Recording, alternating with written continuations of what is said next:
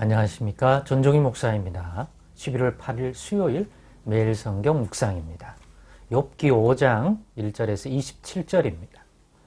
너는 부르짖어 보라. 너에게 응답할 자가 있겠느냐? 거룩한 자 중에 너가 누구에게로 향하겠느냐? 분노가 미련한 자를 죽이고 시기가 어리석은 자를 멸하느니라.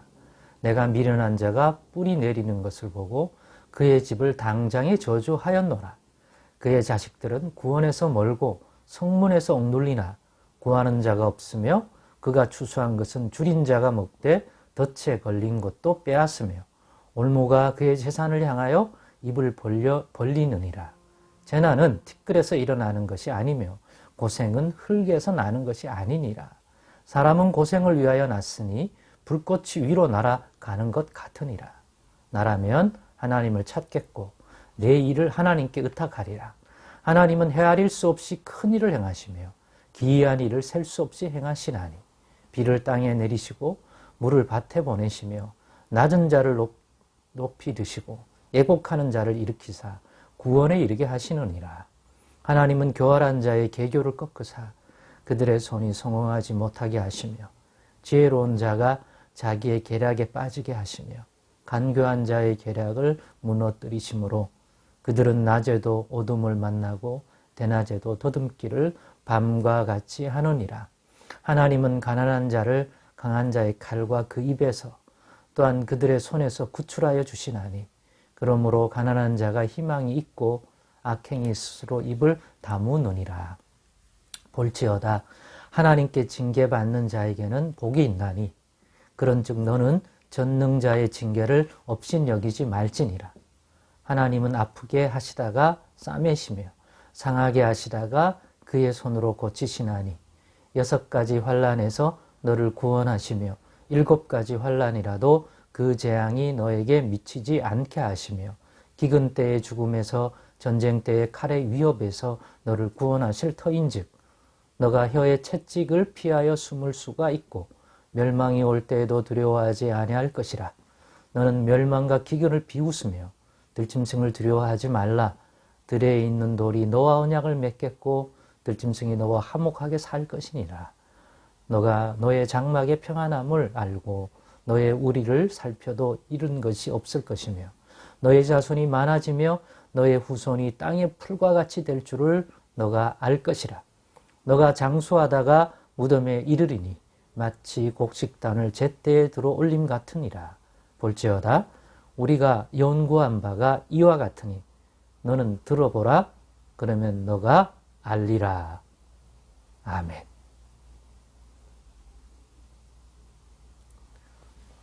네, 오늘은 진단이 잘못되면 백약이 무효하다.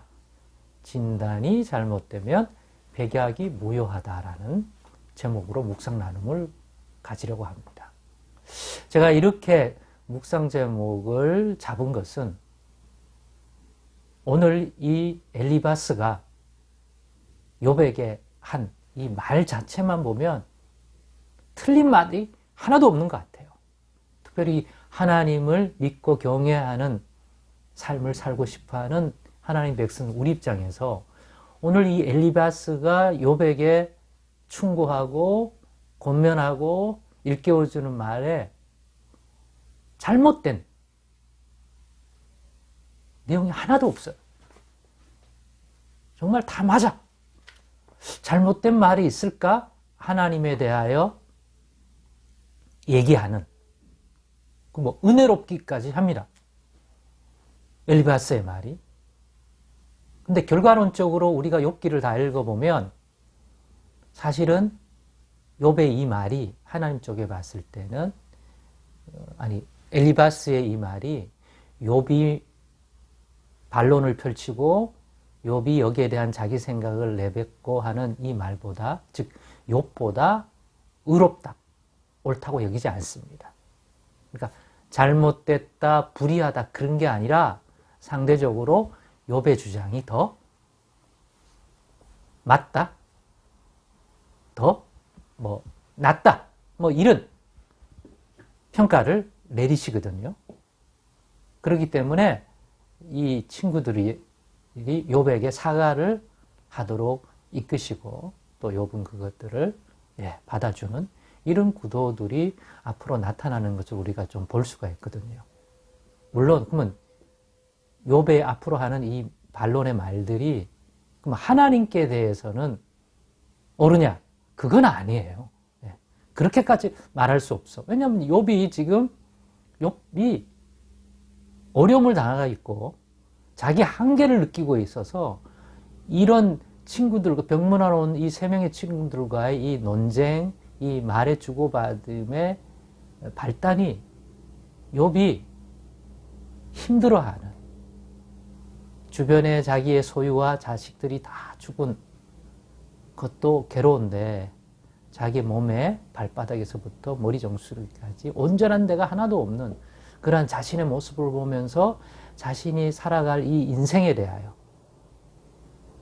절망적인 말, 비관적인 말을 내뱉었기 때문에 그걸 듣고 그렇게 절망적인 소리를 하고 하나님이 자신에게 생명을 주셨다는 것을 인정하면서도 자기가 태어나지 않고 모태에서 죽은 사람보다 못한 그들이 부럽고 일찍 돌아가 무덤에 잠들어 있는 자기 조상들이 부럽고, 그러니까 생명의 시간 살아가야 할 하나님이 자신을 이렇게 이와 같이 살게 하셔서 살아가게 만든 것들이 너무너무 괴롭고 힘들다.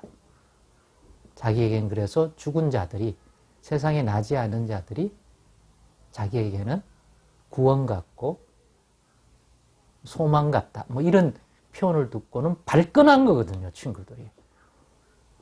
아니, 생명을 주신 자가 하나님인데 그 생명의 시간에 하나님이 얼마나 복을 주시고 은혜를 베풀면 감사하고 찬양하고 그렇게 살아갈 수가 있는데, 지금 그런 환란이 자기에게 임했다는 것은 하나님이 그렇게 보응된 심판, 징계를 할 수밖에 없는 그러한 욥의 삶의 모습이 있기 때문에, 죄된 것이 있기 때문인데 그 부분만 인정하고 하나님께 회개하며 나가면서 간절히 자기를 낮추고 자비를 베풀어 달라고 하면 분명히 돌아보실 건데 저러고 있으니까 욥의 친구들이 이 엘리바스를 시작으로 하게 된 거거든요. 그러니까 그러면서 권면의 말을 주는데 다 맞아. 그 자체는 진짜 틀린 말이 하나도 없어요. 네. 그렇지 않습니까? 그런데요, 이 진단이 잘못됐다는 거 아시죠? 왜 욥기는 왜 1장에 욥에게 이런 환난과 어려움들을 사단으로 하여금 하게 하셨는지의 내용을 적시하고 있습니다. 그래서 바르게 해석할 수 있도록 보여주고 있습니다. 만약 그게 없다면 정말 욥이 그런 것 같아요. 엘리바스의 말이 다 맞는 것 같아요. 그런데 욥기 1장이 있기 때문에 그와 같이 해석될 수 없다는 거죠. 왜죠? 이거는 욥이 지은 죄악에 된 보응된 결과로 하나님이 주시고 계신, 허용하신 징계로서의 환난과 또 박탈과 질병과 소유를 제거한 것이 아니기 때문입니다. 그럼 뭡니까? 욥이 얼마나 하나님 앞에서 정직하고, 그죠? 옳은 길을 가려고 그러고 하나님을 경외함이 특심한지, 하나님이 인정하시는 하나님을 경외하고 온전함을 가지고 살아가려고 하는 그런 인생임을 하나님이 인정해 주신 인물이에요. 그런데 사단이 아니다. 내가 세상을 두루봤는데 소유를 하나님이 넘치게 해주고 그렇기 때문에 하나님을 경외하고 정직히 하는 거지 그 소유를 박탈하고 좀 안 좋은 일이 있으면 하나님을 욕할 것이다 라고 하는 판단에서 아니다. 그러면 한번 테스트 해봐라. 제약을 걸었죠. 첫 번째 시험에서는 몸은 건들지 마라. 그랬더니 사단이 욥이 마음을 지키니까 경외심을, 그러면 자기 자신의 몸을 치면 된다고 하니까 지금 이런 현상이 일어났거든요. 그렇기 때문에 이 환난과 어려움과 질병과 이 모든 것들이 욥이 지은 죄악에 대해 보응된 결과가 아니라 반대로 욥이 얼마나 하나님을 경외하는 인생인지, 사탄이 말하는 그런 까닭 연유에서 난 것이 아니라 하나님 자체를 인정하고 주권을 경외하면서 나온 경외심이라는 것들을 보여주기 위한 증명해 보이는 지금 그러한 상황이거든요. 그런데 엘리바스는 그 부분의 진단이 잘못되기 때문에, 그래 의사가 진단을 잘못하고 이 질병의 원인이 여기다고 하니까 거기에 관한 모든 좋은 약을 썼어요. 진짜 약이 좋은 약이야. 그런데 치료가 되겠습니까? 백약이 무효하죠. 진단이 잘못되면 아무리 옳고 맞는 것을 해도 효과가 없는 거죠. 그래서 이 논쟁이 길어지는 거예요. 말은 맞는데 욥이 받아들이기에는 문제가 있는 거예요. 안 맞아. 자기가 진짜 하나님께 범죄한 사실이 있다고 느껴진다면 정말 아멘하고 받을 텐데, 그럴 수 없는, 양심적으로 그럴 수 없는 욥의 갈등, 괴로움들이 친구들의 말 때문에 더 발생하는 과정을 보게 될 것입니다. 그러면서 생각했습니다. 야, 진단이 잘못되면 백약이 무효하구나. 이 말 다 좋은데 욥이 당하고 있는 이것은 욥이 지은 죄 때문에 주신 보응된 손길이 아니라는 거죠. 그것이 바로 욥이 받아들일 때 그런 효과로 나타나고 있는 거죠. 그러면서 그러면 누가 이렇게 제대로 진단을 내릴 수 있는가? 엘리바스가 욥의 삶을 다 들여다봤습니까? 그럴 능력이 안 되죠. 그러니까 넘겨짓기 한 거잖아요. 그 어떤 현상을 보고. 그러니까 조심해야 되겠다. 이 진단은 하나님만이 명확하게 할 수 있는 것이니까 선입견을 가지고 판단하여 옳은 말을 던질 것이 아니라 정말 더욱 겸손하게 성령 안에서 하나님이 살펴주시기를 늘 기도하고 그러한 것들을 가지고 조언도 하고 살펴나가는 것이 꼭 필요하겠구나. 아무리 좋은 말이고 은혜로운 말을 우리가 한다 할지라도 그것이 그 사람의 유익이 되려면 그 사람이 지금 당하고 있는 그것들의 이유와